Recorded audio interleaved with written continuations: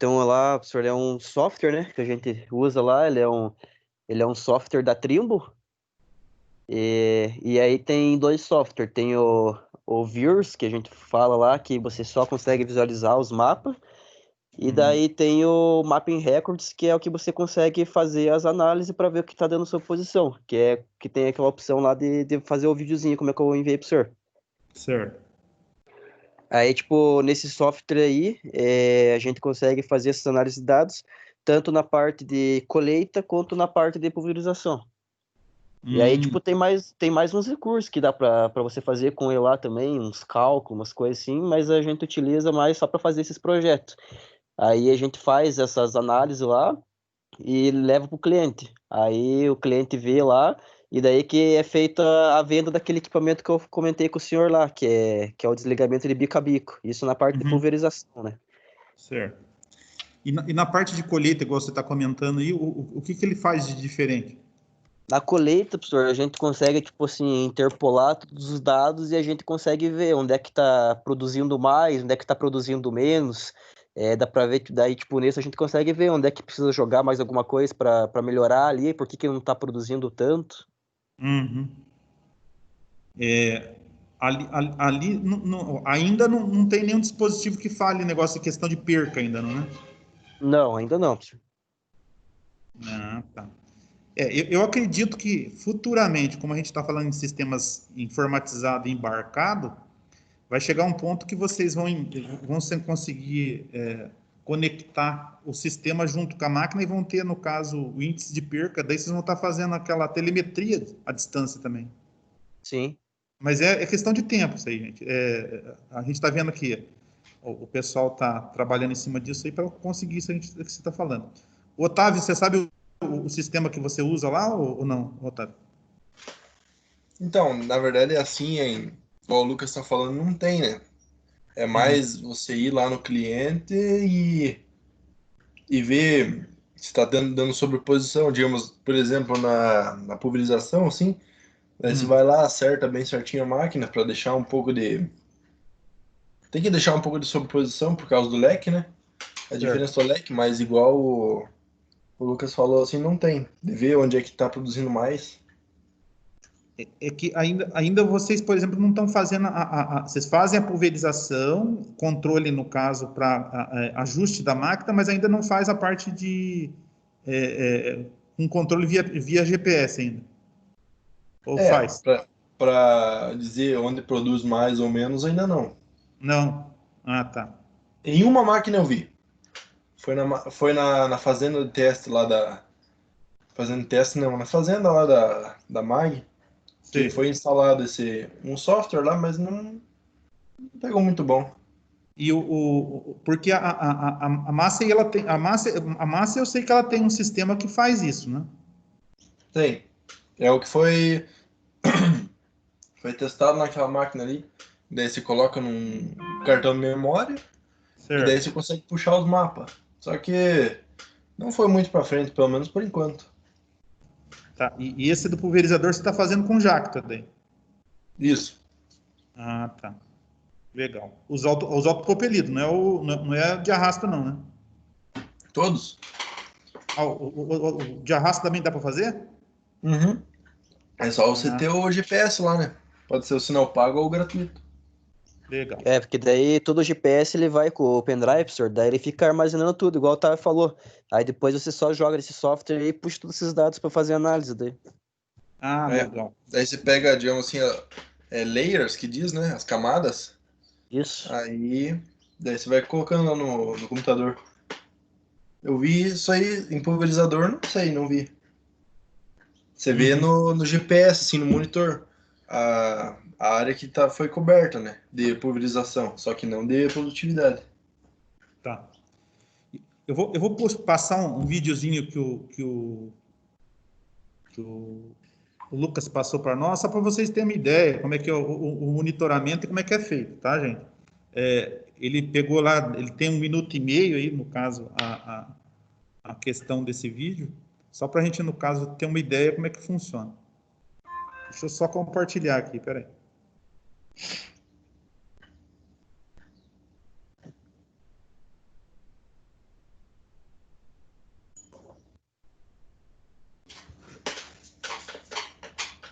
Ô, Lucas, vocês usam só sinal pago lá na NIL ou não? Não, lá tem o sinal autônomo também. RTK? É, isso, tem o RTK também e tem os RTX. E daí tem os gratuitos, né? Mas o pessoal usa mais o RTX lá, cara. Mas também tem bastante Ah, RTK. a gente usa mais RTK. É. Não, a gente também tem bastante com RTK também lá. Até esses dias tinha dado um BO numa base nossa lá, os caras tinham roubado todos os equipamentos nossos lá da base. Nossa, Aham. que bosta. Roubaram 2 vezes seguida ainda, cara. Agora o pessoal lá foi lá e reforçou tudo. A parte de segurança lá, daí o pessoal tava louco, que daí estavam sem sinal pra fazer bem a parte do plantio ainda, né? Sim, nossa, bem no plantio, né? Foda, né, cara? Eu- Agora é a Ô, época que eles mais ô, usam o Lucas, você GPS. pode explicar aí como é que, o que que acontece aqui ou não? Então, professor, aí quando ele foi pulverizando, certo? Aí é aquela história, tipo, ele vai tipo mapeando tudo e vai desenhando toda a área. Aí, Uhum. tipo, essas cores aí, tem várias partes da legenda que você consegue ver velocidade, quando que você está jogando. E aí, nesse caso, a aplicação que ele está fazendo é quando deu a variação na taxa lá. Daí, Uhum. tipo, essa parte ali, se eu quiser dar um play de novo, ó, tipo, ele fez a pulverização, já tinha passado, e daí, daí ele vai passar mais uma vez, ele passa por cima até naquele pedaço lá. Uhum. Aí, tipo, essa parte contou bastante. Eu não me lembro de cabeça agora quantos hectares que deu, o tamanho ali, mas, tipo, deu bastante sobreposição. E daí o cliente tava brabo, né? Por que que tava dando essa sobreposição, que ele não tava entendendo. Daí, tipo, essa aí é uma forma que a gente explica mostrando que foi um erro de operação.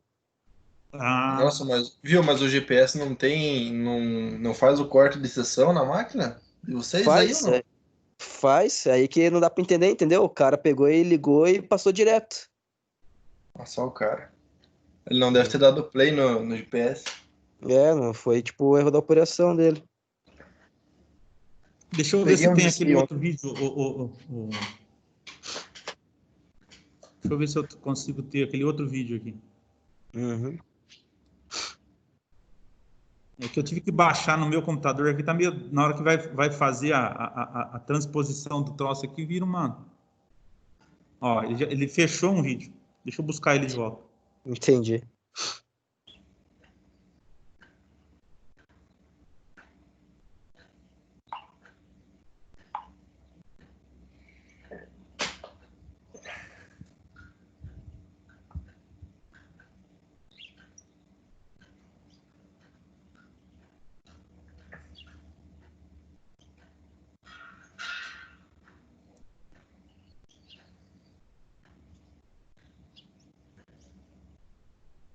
Tá aparecendo aí agora? Tá. Não apareceu desde o começo, mas tá aparecendo. Pera aí, deixa eu puxar lá. Pera aí, só um minuto. Aí. Então aí é como ele começou a fazer a aplicação, né? O jeito que ele começa a fazer pelas bordaduras e depois vai puxando pro meio. Aí cada um faz do jeito estranho. Tem uns aí que não dá pra entender o jeito que fazem a passada. Uhum.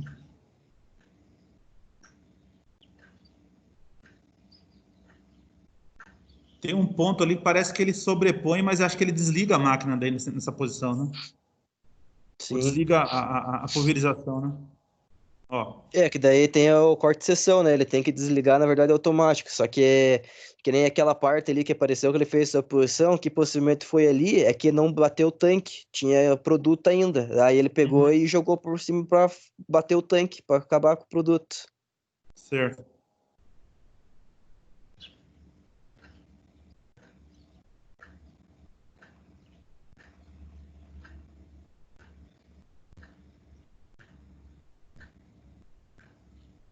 Esse aí é uma área, daí, tipo, tem área que tem bastante, tipo, digamos assim, obstáculo, tem poste, essas coisas assim, aí, tipo, dá mais sobreposição. Certo, certo. Aí que nem o Otávio falou, tipo, zerar a sobreposição não vai zerar. A gente consegue com os equipamentos hoje reduzir bastante. Uhum. E aí, além disso, daí o que ajuda bastante também é os projetos de linha, que a gente chama lá. que tem para a parte de pulverização e a parte de plantio, que daí é feito no AutoCAD, mais outros software que tem lá. Daí, Certo. tipo, é visto toda a elevação no terreno, feito as linhas, assim, do GPS com os espaçamentos certinho para não dar essa sobreposição. Aí, tipo, isso aí, mais com esse outro equipamento lá, o Rocaia que a gente tem hoje, aí praticamente quase zero essa sobreposição. Uhum.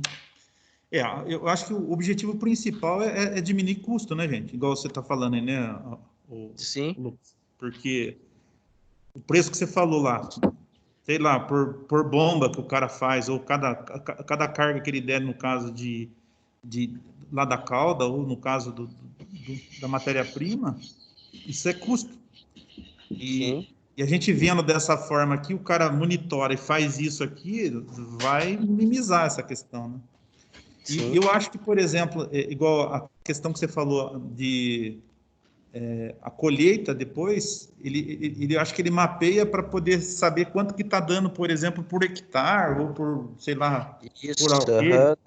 Sim, E, consegue pegar vários parâmetros também. e Ô, aí ele professor, na consegue. verdade, o mapa de produtividade da colheita, para falar bem Ah, a verdade, é para você saber para a próxima safra, onde você tem que aplicar mais adubo, corretivo, no caso. Isso corretivo. mesmo. Uhum.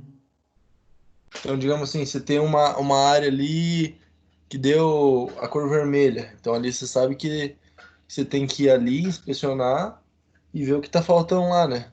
Certo. E me diz um negócio, a critério do operador, por exemplo, determina pelo software essa questão dele começar a fazer a pulverização ou a colheita, ou o cara faz aquilo da forma que ele quer, em caracol, fazer cabeceira, fazer... Que aqui nesse início que ele fez as laterais primeiro, né? Sim, fez lateral. Ele fez as laterais, depois ele fechando para o meio, né? É, é isso aí que nem eu falei pro senhor, vai mais da parte da operação, que nem esse aí, no caso, ele não tem esse projeto de linha. Quando ele tem o projeto de linha lá, ele também, na verdade, escolhe como é que ele vai fazer, mas, tipo, o projeto de linha já fica as linhas certinhas para ele seguir lá. Uhum. Independente de ele começar, não vai dar erro. Mas aí nessa parte aí tem bastante, que nem nesse que eu mostrei aí, que tá aí, ele, tipo, não tem nada, daí ele faz do jeito que ele começa. Tem uns que começam pelo meio do talhão, uns começam bem pela ponta lá. Aí tem horas que ele vai até tipo um meio, daí do nada ele para e começa lá do outro lado pela bordadura, depois vem pelo meio completando. Então, Sei. tipo, isso vai da operação do operador. Eu posso, não deu tempo hoje, mas eu posso dar mais uma olhada se tem mais algum outro lá, que dá pra ver essa diferença, assim, como é que o pessoal faz, cada um tem um jeito diferente. Sei, sei.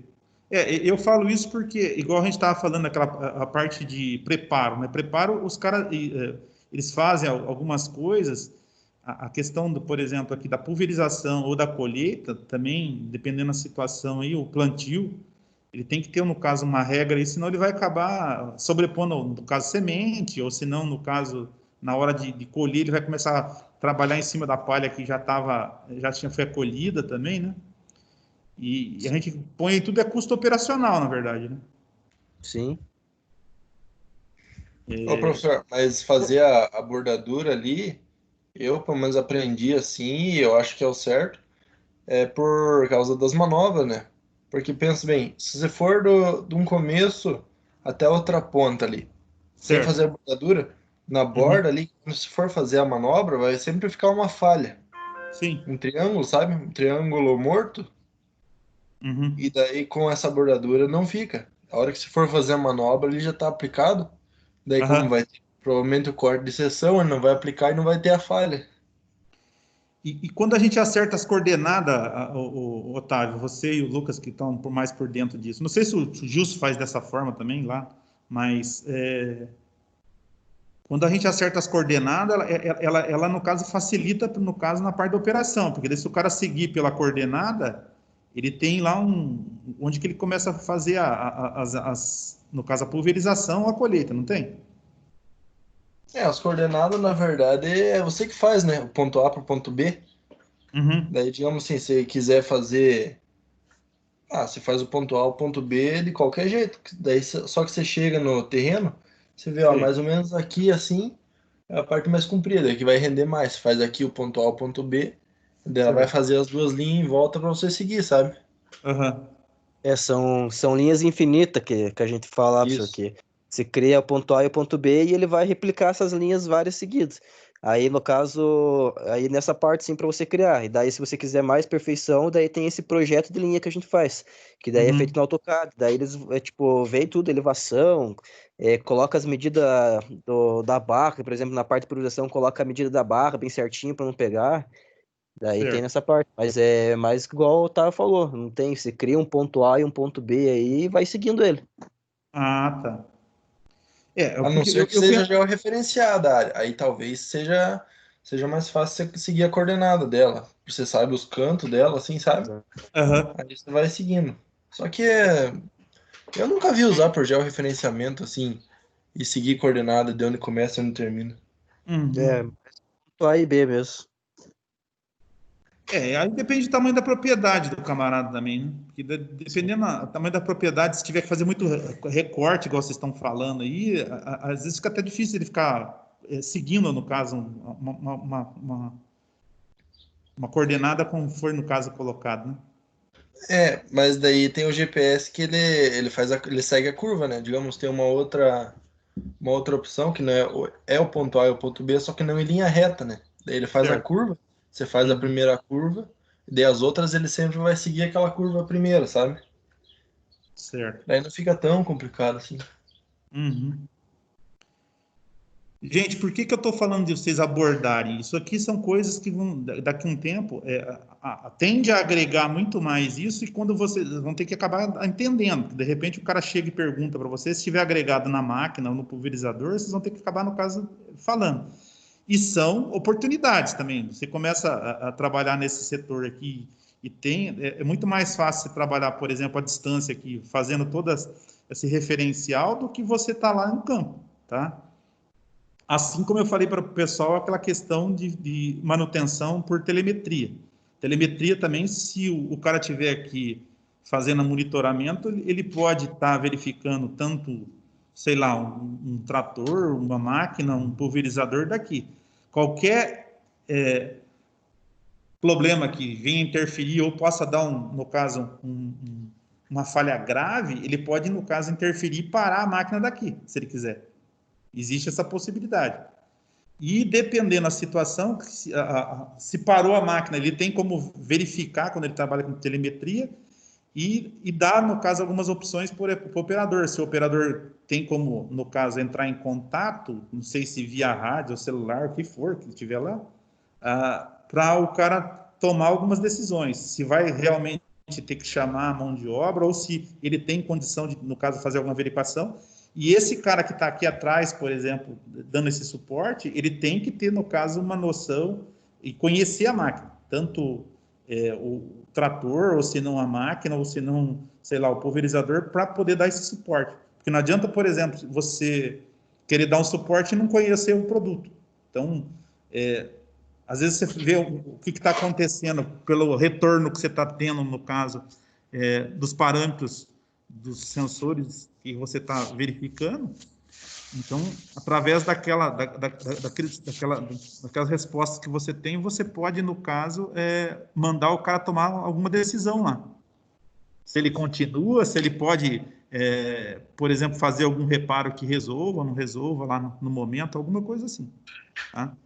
Então, são oportunidades que podem, no caso, vir aí, no caso, no futuro, para quem for ficar trabalhando nesse setor aí, e possibilita, no caso, tudo a gente fala que em tecnologia aumenta ganho, na verdade. Né? A partir do momento que vocês tenham um pouco mais de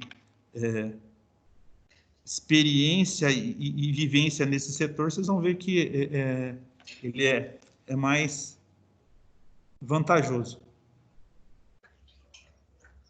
É economia, né, professor? Também, né? Economia. Tem a questão de economia para o produtor, tem aquela questão, por exemplo, é uma nova profissão, que se você começar a trabalhar exclusivamente com isso, né? É diferente de você fazer manutenção, por exemplo, pegando na massa lá, e você ficar fazendo um suporte via, no caso, online.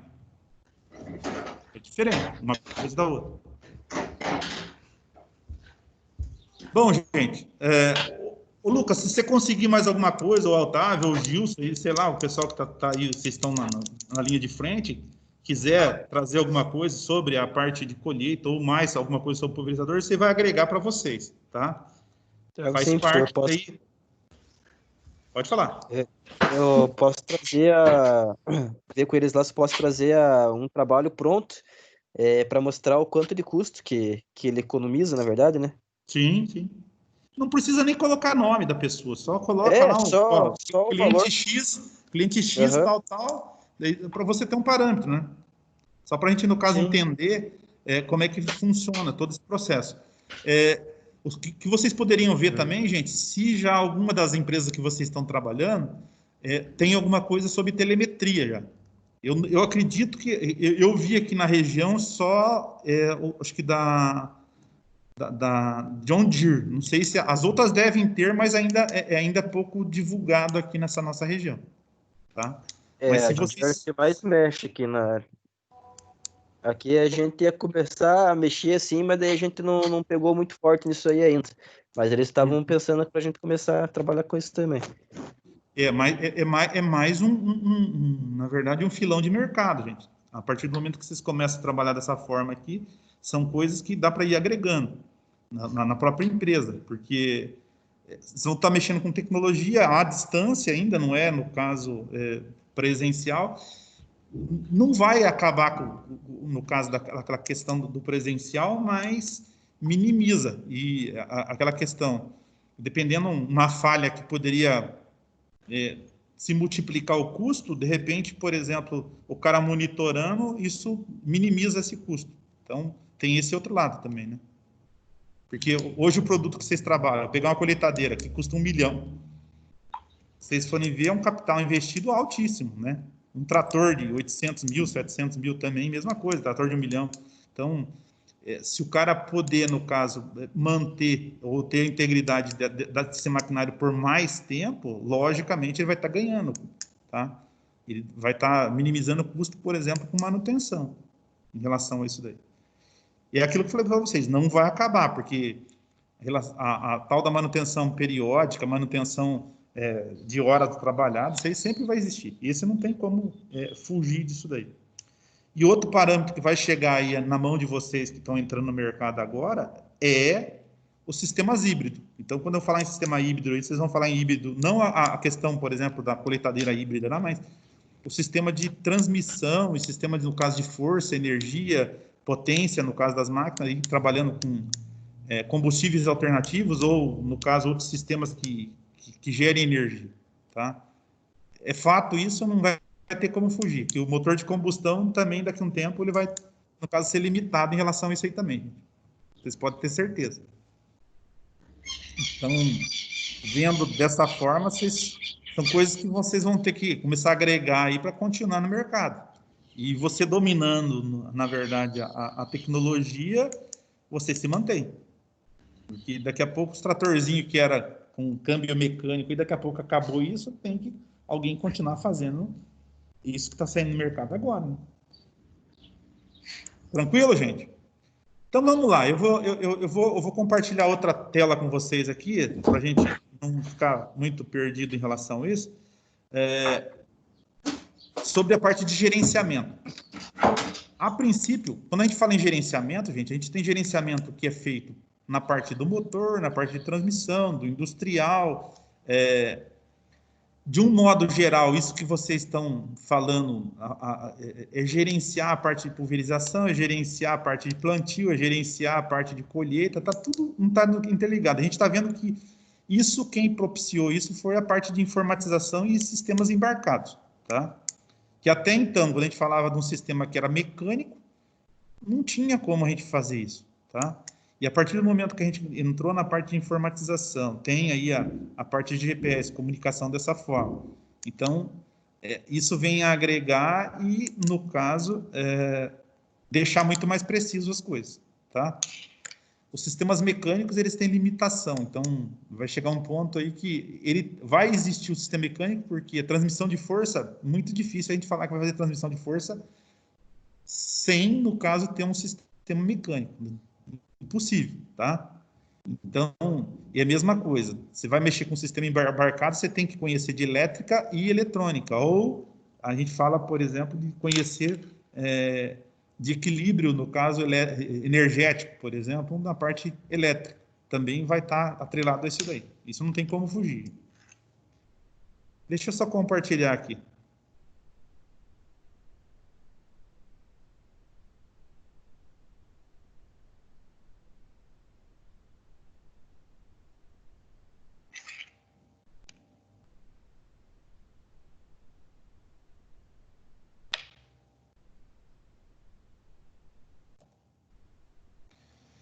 Bom, aqui ele faz uma comparação do que é gerenciamento com o corpo humano. Então, no corpo humano, a gente tem, no caso, o cérebro nosso, que é ele que comanda e faz os nossos sentidos estar trabalhando. E ele, para ele trabalhar e você ter uma ação, você depende, no caso, de órgãos sensoriais.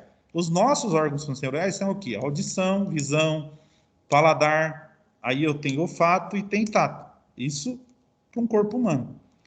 Quando a gente fala isso em gerenciamento, gente, a gente vai ter que ter sistemas ou alguns componentes que façam isso para você e te dão um retorno para um cérebro que ainda não é uma inteligência artificial. Por quê?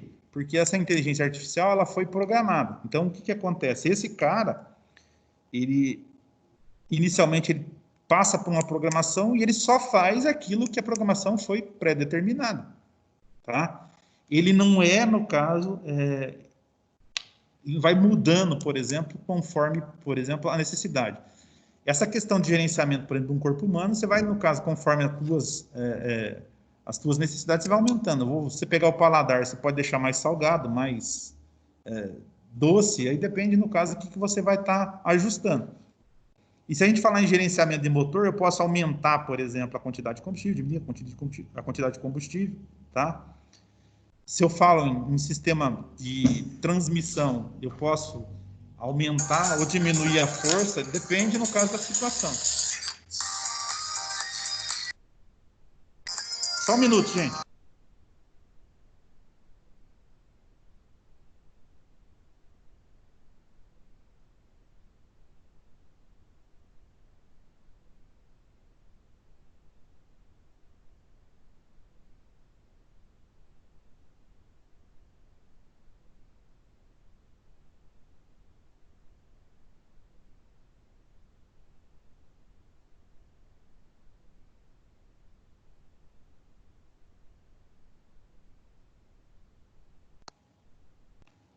Oi, gente. Uma ligação que estavam querendo vender produto de eletrônica aqui.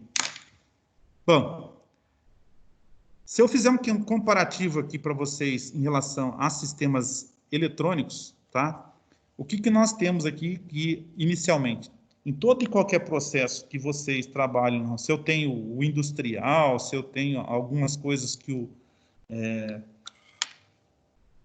o hidráulico do trator tem que fazer, ele vai depender, no caso lá, por exemplo, de comandos que vocês vão dar. E ele pode ser monitorado ou trabalhar em função, no caso, de algumas coisas que vem pré-determinada pela programação de uma central. Tá? Então, de um modo geral, a gente tem que estar vendo aqui o seguinte, a gente tem uma central eletrônica, onde entrou um camarada aí que fez essa programação e ele fez laços, arreios e, no caso, conforme a necessidade, no caso do motor, do trator ou da colheitadeira, ele foi adequando conforme as necessidades. Eu quero aumentar a rotação, diminuir a rotação, aumentar a velocidade, diminuir a velocidade, potência, e vai por aí afora. Então, a gente sempre vai ter algumas coisas que vão ter que estar verificando ou te dando um sinal, uma resposta, e a unidade recebe essa resposta, ou o que esse cara captou, e determina que faça alguma coisa. Então, se a gente falar em motores, ou se eu falar num sistema de transmissão, ele vai mandar atuar, por exemplo, para trocar marcha, ou, no caso, para aumentar a potência, diminuir a potência, carga. Então, dependendo da situação, é dessa forma como que o sistema vai estar se ajustando, tá? Só que essa parte de ajustagem, ela vem pré-determinada, gente. Então, o que acontece? Ele não tem, por exemplo, assim, olha, dependendo do que o sensor está, no caso, te indicando, ele vai tomar uma decisão e vai, no caso, fazer uma função. Então, se eu falar assim, ó, eu tenho aqui o primeiro sensor, um sensor de rotação. Para que serve esse cara? Para o motor entrar ou indicar que ele entrou em funcionamento, tá? Ele vai ter que ter um motor de partida para tirar o motor da inércia. Isso, de fato, tá? Ah, se eu não tiver um motor de partida, eu teria que empurrar ele para dar a volta e fazer o motor girar. Não ia ter que fazer isso? Inicialmente, sim. Então, esse sensor ele vai estar informando que o motor entrou em rotação, tá? Em seguida, o que vai acontecer? Tem outro sensor aqui que é o sensor de fase. O que é esse sensor de fase? Todo e qualquer motor não tem a ordem de explosão, ordem de ignição, que o pessoal fala tanto. Então, existe alguma coisa que é predeterminada onde vai começar, por exemplo, a fazer o processo, tá? E com certeza, gente, se ele não ter esse referencial, por exemplo, de fase, ele não sabe onde que vai começar a dar o quê? O débito de injeção ou a injetar o combustível. Então, com certeza, o que acontece? Ele vai identificar quem primeiro. Qual que é o primeiro cilindro do motor? Ah, o primeiro cilindro do motor dessa máquina é o de trás do volante. Ah, o primeiro dessa máquina é o primeiro aqui do lado da bomba d'água. Então, isso vai estar descrito ou vai estar, no caso, programado dentro dessa central aqui. Tá? E a partir daí, ele vai fazer o quê? O que foi determinado. Então, ele fala assim, olha, a ordem de ignição desse motor, o cara programou lá, vai ser 1, 3, 4, 2, tá? Que seria um motor 4 cilindros. Ah, se for um 6 cilindros, 1, 5, 3, 6, 2, 4. Então, o que ele vai fazer? Ele vai explodir o 1, depois o 5, depois o 3, depois o 2, e vai fazer essa ordem infinitas vezes, até que o motor seja desligado, ou eu corto o quê? A alimentação, tá? A partir desse momento, então, o que acontece? Quando a gente fala em pré-determinações, esse cara aqui, ele toma, no caso, as ações chegam nele e ele vai tomar uma decisão e vai mandar, no caso, atuar. Tem aí algumas outras coisas, sensor de pressão e temperatura do coletor de emissão, para ele saber, por exemplo, qual que é a pressão que está sendo e a temperatura do ar. Sensor de temperatura do líquido de arrefecimento, que é a temperatura do motor, se ele está em estágio frio, quente ou já está na temperatura de trabalho. A posição do pedal de acelerador para aumentar ou diminuir a carga do motor, se vocês querem aumentar ou diminuir a potência, é ele que determina. Esse sensor de pressão atmosférica, que geralmente vai aonde? Na central, tá? Para os nossos tratores aqui, onde nós estamos aqui, não tem muita diferença a gente fazer isso. Mas se eu pegasse um motor que fosse trabalhar lá, por exemplo, na Cordilheira dos Andes, a 5.000 metros de altura do nível mar, 6.000, 7.000 metros, o que ia acontecer? Muda a oxigenação. E, logicamente, se você não monitorar isso, eu posso explodir esse motor, tá? Então, o que acontece? Ou danificar ele, vamos colocar assim. Esse sensor que está aí, que está falando de pressão atmosférica, ele vai estar verificando isso e vai estar controlando e mandando essa informação para falar qual que é a pressão que a gente está atmosférica, tá? E, logicamente, dentro, no caso da minha central, ela vai estar pré-determinada e aí ela vai estar, no caso, fazer o quê? As reações que ela deve. Aumenta débito, diminui débito, vai ter, no caso, essa relação e vai mandar fazer o atuador, que no caso está atuando, que é o nosso eletroinjetor, ou, no caso, a nossa válvula injetora aqui, tá? Um sensor de pressão do rail, para esse modelo de injeção aqui, que é com um sistema como o rail, e um sensor de temperatura de combustível, que também muda a densidade, se a gente falar que o combustível está mais frio ou mais quente, então muda essa relação, então, consequentemente, também muda a quantidade de combustível admitido ou injetado, então, em função de temperatura. Então, a gente tem que tomar cuidado. E aqui, Os atuadores. Então, a gente tem esse atuador que é o que vai abrir e fechar e aumentar ou diminuir débito, tá? Que a gente fala que é a quantidade de combustível injetado no sistema. Ou se fosse, por exemplo, uma central de um sistema de câmbio, ele ia fazer o quê? Ele vai determinar a troca das marchas, tá? Mas se for um câmbio full power shift lá que a gente falou, que ele é totalmente eletrohidráulico lá, comandado com... Ele vai ter, no caso, sistemas que vão estar acionando, por exemplo, as válvulas de comandos PWM, tá? E vai estar fazendo, no caso, essas verificações, liberação, aumentar a carga, troca de marcha, tudo em função, no caso, da demanda que eu tenho, por exemplo, naquela determinado ponto, tá? Que daí vai estar atrelado, por exemplo, aos sistemas de carga, como é que está a demanda que está tendo no motor para aumentar ou diminuir carga por causa de o que ele está puxando, o que ele está fazendo, o que ele está carregando. Então, depende disso daí, tá? Luzes de aviso ou luzes, por exemplo, espias, elas são, por exemplo, em alguns sistemas para avisar, por exemplo, se eu tenho falhas que, dependendo da situação, ela pode acender, por exemplo, amarelo ou laranja ou vermelho. Aí depende da situação, tá? Em alguns casos, a gente acende amarela, que é uma falha que pode funcionar daquele jeito, só que está indicando que o sistema não está 100%. Quando for uma falha vermelha que acende, no caso, inicialmente uma luz espia que é vermelha, são falhas graves que, na verdade, ele indica que tem que parar, por exemplo, o motor, ou parar o industrial, parar a máquina, porque senão vai danificar. E aí entra, por exemplo, o que eu estou falando para vocês. Quando a gente fala em telemetria, esses resultados, essas indicações que a gente vai ter, por exemplo, num equipamento, ele manda via, no caso, informação satélite, alguma coisa do que estiver conectado, ou celular, o que for, para, no caso, informar a central, e a central, dependendo o respaldo ou a informação que ela tiver, ela vai mandar, no caso, ou cancelar, ou mandar parar, no caso, a máquina naquele momento, para evitar, no caso, uma quebra maior, tá? E quando se falar de conector de diagnose, tá? Esse conector de diagnose existe já alguns parâmetros que já são normatizados, por exemplo, para ser mundial. Então, quando se fala em OBD, On-Board Diagnostic, então tem um conector que ele fica dentro, no caso, do trator ou dentro da máquina, onde você vai entrar, no caso, com rastreador ou com equipamento de testes lá, e vai estar verificando esse circuito eletrônico, tá?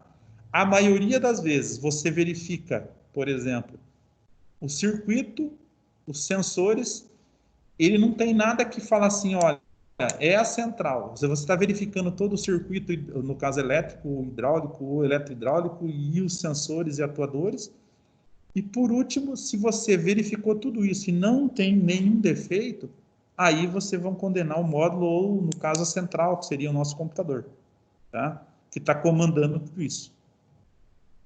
Então, raramente vocês vão pegar lá, o cara fala assim, a não ser que a central está sem alimentação, para falar a central sem alimentação, aí vocês vão ter que verificar, por exemplo, se tem alimentação positiva e negativa.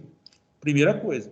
Então, por isso que eu falei para vocês, a questão daqui para frente, o pessoal entender da parte elétrica e eletrônica é feijão com arroz. O cara vai ter que conhecer disso aí, porque senão ele não vai conseguir fazer manutenção em maquinário daqui a um tempo. Porque está muito atrelado, no caso, os sistemas eletroeletrônicos e os sistemas mecânicos juntos, porque o controle é feito por um sistema eletroeletrônico e o acionamento é feito por um sistema hidráulico ou mecânico. Então, a resposta de informação, a resposta de acionamento, em algumas situações, por sistemas eletroeletrônicos, é muito mais rápido, tá? E quando falar, por exemplo, que eu trabalho com banco de dados, ou vou trabalhar em redes dentro, no caso, de um trator, de uma máquina, vocês vão ver que vão ter N centrais aqui, ou essas unidades de gerenciamento, todas conectadas, ela vai ter um computador central, que são como se fosse o meu servidor, tá? E aí ele trabalha com prioridade. O que é prioridade, por exemplo, no sistema? O industrial é prioridade na máquina, por exemplo, lá da colheitadeira. Então, ela tem toda a informação que vem do industrial, ela, no caso, toma como referência e vai ter prioridade. Ah, não, o motor tem, para não danificar o motor. Ah, a transmissão tem. Então, ele vê as prioridades e vai tomar a decisão e, através de pacote de dados, ela vai, no caso, estar se comunicando dentro, no caso, dessa rede de comunicação, dentro de uma própria máquina, um trator, o que for. E isso já é comum, gente, por exemplo, para minimizar ou diminuir, no caso, a quantidade de fiação ou arquitetura elétrica, por exemplo, que é usada no trator e usada, por exemplo, em máquinas, ou pulverizador, o que for, tá? Vendo dessa forma. Mas por que, gente? Também a gente trouxe a parte de gerenciamento de motores, por exemplo, uma das coisas que veio mais agora e está pegando aí, que vocês estão vendo que mesmo os tratores menores, as máquinas menores já estão vindo com o sistema de gerenciamento. Legislação. Então, está muito atrelada à questão de legislação. A legislação, ela foi criada, alguns protocolos lá que você já deve ter visto falar do protocolo de Kyoto e tal. Então, existe aqui algumas coisas que estão atreladas, e aí tinha parte de degradação ambiental, principalmente por causa de emissão, no caso, de resto de queima, alguma coisa que dera da própria máquina aqui, que era um negócio que acabava poluindo demais, tá? Então, nós temos aqui o uso do fogo, madeira como fonte de recurso, hoje a gente não usa mineração, revolução industrial lá no caso, século XVIII. Então, depois a gente teve a implementação e a gente está passando agora, que o pessoal fala que é uma revolução 4.0, que é essa integração dos sistemas ou sistemas autônomos, no caso, eletrônicos. Então, vocês vão ver aí que a tendência disso aí, que a gente tem um controle maior e conforme, no caso, vai trabalhando em cima, minimizar aí, no caso, os efeitos que a gente tem na natureza ou degradação ambiental, tá?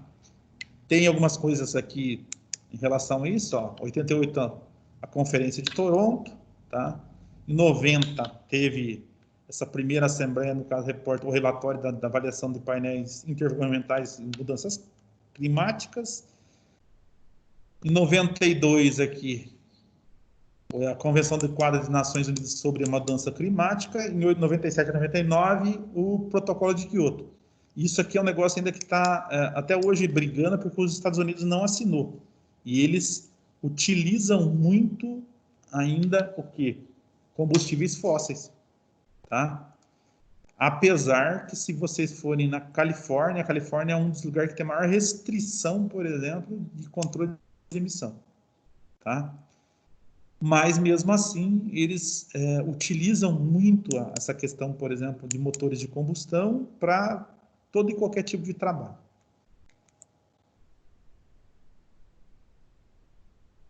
Esse protocolo ele propunha um calendário para que os países membros possuíam a obrigação de reduzir a emissão dos gases de efeito estufa em pelo menos 5,2% em relação aos níveis de 90, no período de 2008 a 2012.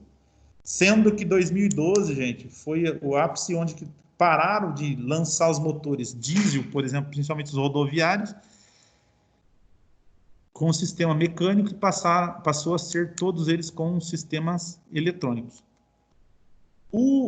Que são utilizados na área agrícola, mais recentemente, vocês vão ver que os motores menores, ou os tratores, ou as máquinas menores que trabalham com menos potência, agora que elas estão se adequando a isso, que daí é a questão de Tier 3, ou Mar 1, Mar 2, Mar 3, quando falar em sistemas que são fora de estrada também, gente, tá? Só para vocês estarem aí aptos a conhecer em relação a isso. Então, existe uma legislação que, mesmo, por exemplo, trabalhando aí no campo, minimizar essa questão, por exemplo, de emissão também, tá?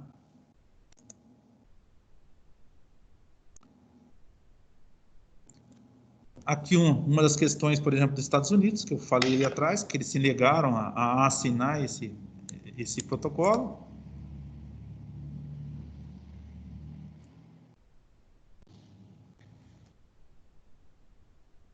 Essa redução, no caso de emissões, aqui, ó, reforma nos setores de energia e transporte, tá? Promover o uso de fontes energéticas renováveis. A gente tá vendo agora um outro patamar que o pessoal está subindo aí, por exemplo, os carros, veículos leves aí, que é carros híbridos e elétricos, também é outra tendência de mercado. Tá? E depois, posteriormente, os motores aí de trabalho, que é as máquinas fora de estrada, ou os veículos rodoviários, náuticos, então vai passar por esse processo também, tá? Aqui a questão de eliminação de mecanismos financeiros, limitar as emissões de metano no gerenciamento de resíduos e dos sistemas energéticos. Aqui tem muita gente que fala, critica, não sei, o Otávio já deve ter falado, que o pessoal fala assim, a vaca emite muito metano. Então, até que ponto isso é verdade, a gente não sabe, tá? Porque o metano da vaca aí vem no caso do sistema digestivo dela, na verdade, tá? Mas existe coisas que acabam gerando muito mais metano do que isso. Se a gente falar assim de um vulcão, por exemplo, que está lá em constante erupção, quanto de matéria, no caso, poluente, aquilo também está gerando. Então, tem algumas situações que o pessoal acaba não vendo. E aí, proteger florestas e outros sumidores de carbono. Então, esses sumidores de carbono que ele fala aqui, as florestas, na verdade, ela faz a fotossíntese, lá que o pessoal fala tanto. Então, essa troca, né? Que existe algumas coisas que estavam no protocolo de Kyoto, que o pessoal ia ter que comprar lá esse percentual de carbono, essas coisas todas. Então, só para a gente estar ligado em relação a isso daí.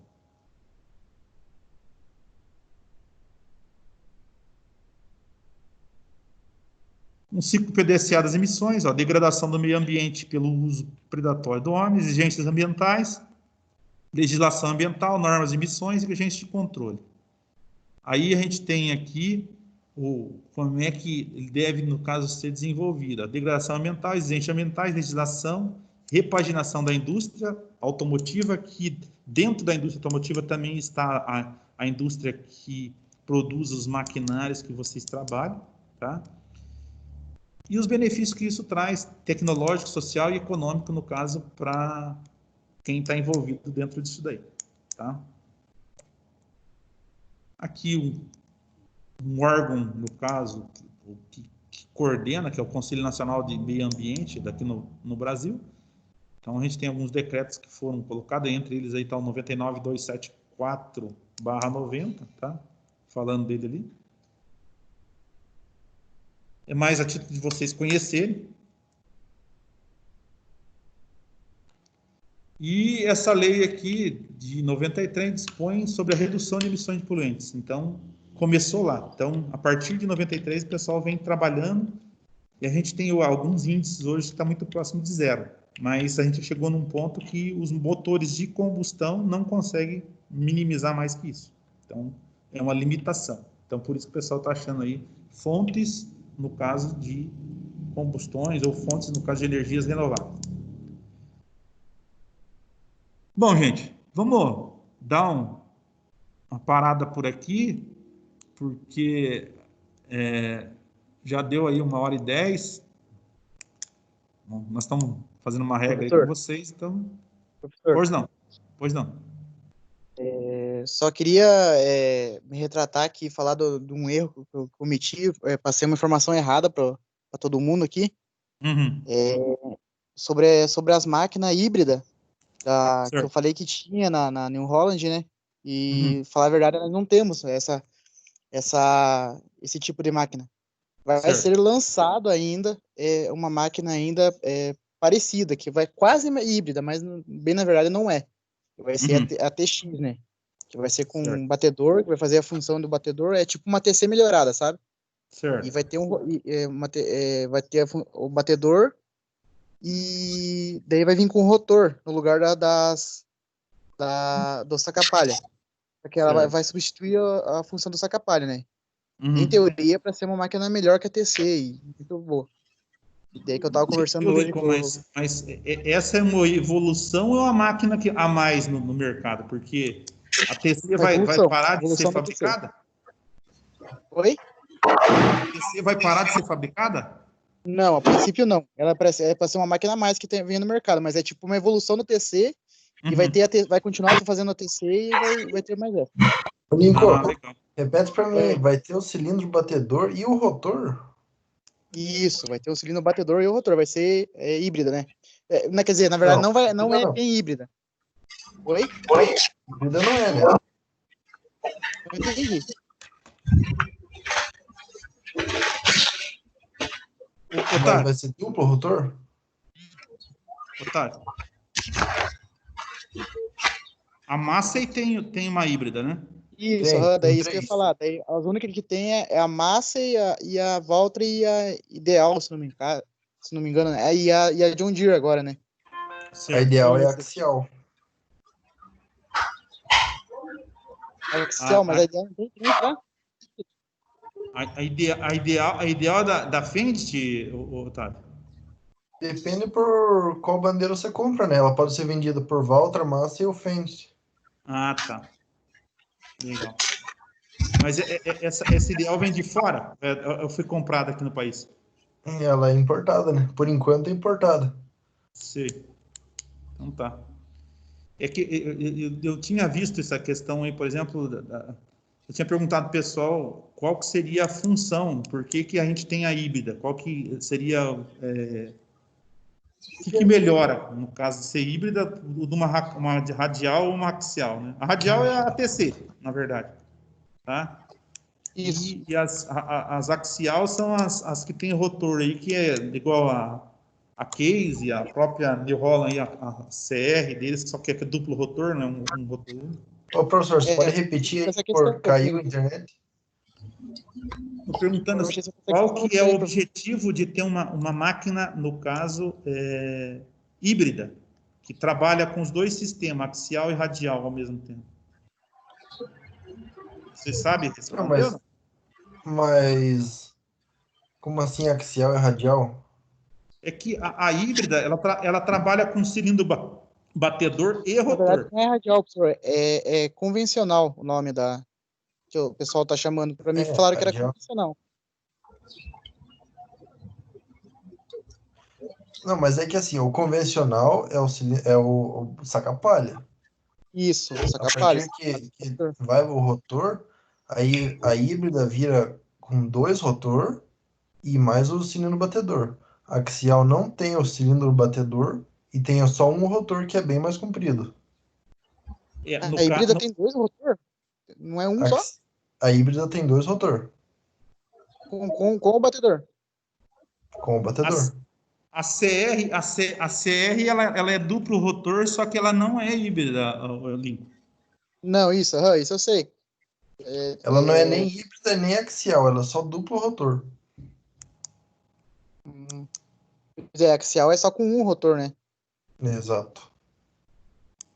Foi isso que me explicaram hoje. Daí falaram que. Daí, tipo, tirei essa dúvida, né, com os técnicos. E eles falaram que a híbrida depende, depende de cliente para cliente, né? Porque tem cliente que prefere, vai do gosto do cara do que ele precisa, né? Só que o que acontece com a híbrida? A híbrida diz que como ela passa pelo batedor, ela já passa uma vez, né? Daí ela vai pro rotor de novo, daí ela bate mais uma vez. E dependendo da cultura, ela quebra muito, faz muita quebra do grão, né? Daí isso acaba não sendo bom pro cliente. Depende da configuração, né? Que você deixa, você troca as peneiras lá. Os peneiras não, os côncavos. Daí digamos, se você usar um côncavo de trigo para feijão, daí vai moer tudo. Depende também da abertura do côncavo. Mas assim, o cilindro batedor faz a primeira batida do grão, né? Aí pelo rotor ser menor do que axial, daí ele precisa dessas duas batidas.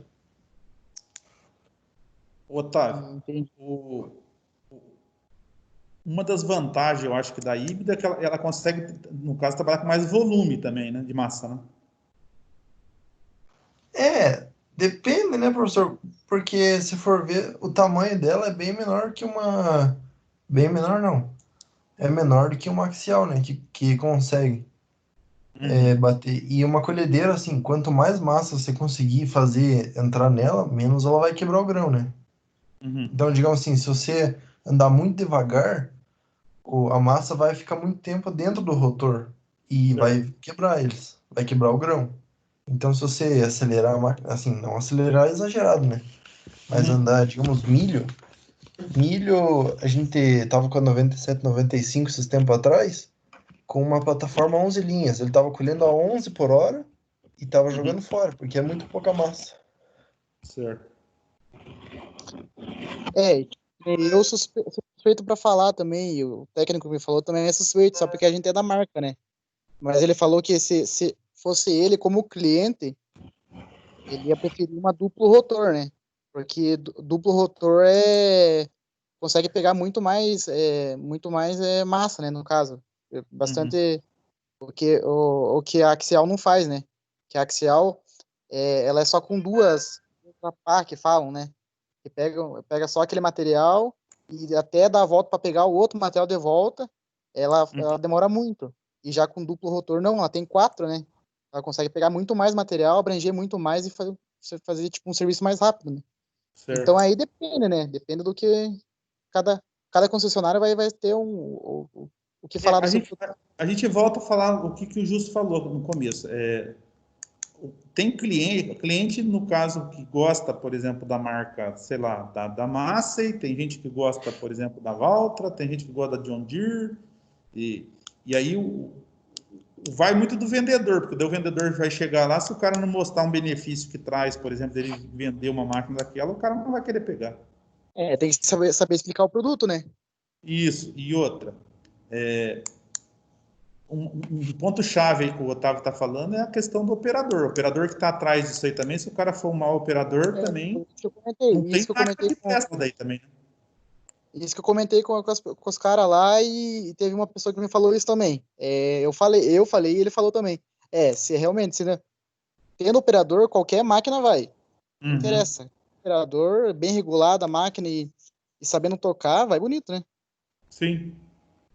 É que é, a questão do operador não é só, por exemplo, para a máquina colheitadeira, mas você pegar um operador para o trator, para um cara que está no plantio ou pulverização, é aquilo que nós estávamos comentando, vai acarretar custo, vai aumentar custo de um jeito aí que o camarada vai. E quando ainda tem o cara que não gosta de trabalhar, ele vai quebrar ainda a máquina para parar de uma vez, né? Tem isso também. Tem isso mesmo. Tem. Geralmente tem bastante desses caras. Então tá. Mas, gente, vamos parar por aqui. Semana que vem a gente volta a conversar mais um pouquinho. A gente vai começar a trabalhar esses temas, no caso, eletrônicos aqui. Eu vou ver se que eu consigo atrelar para vocês a questão de comunicação dentro, no caso, das máquinas, tá? Para a gente estar entendendo aí. A gente vai ter que entender muito bem a parte que é essa questão de legislação, que é emissão, por exemplo, para motores, que isso pegou muito forte para todo e qualquer tipo de motor de combustão. E depois, como é que é o comportamento, o gerenciamento que a gente faz no caso do sistema para estar abrangendo não só, por exemplo, a parte de motor, mas a parte de transmissão, a parte de controles e, por exemplo, industrial também já tem muita coisa, está tudo atrelado aí no sistema, tá? Acho que seria isso hoje, gente. Bom final de tarde para os senhores, bom final de semana e se cuidem. Falou, professor. Eu Tá também, joia? professor. Falou. Até mais. Tá. Falou. Valeu, doutor. Até mais. Bom descanso. Até Até mais. mais. Até bem. Falou, professor. Até Até mais. Falou, mais. rapaziada. Falou, rapaziada.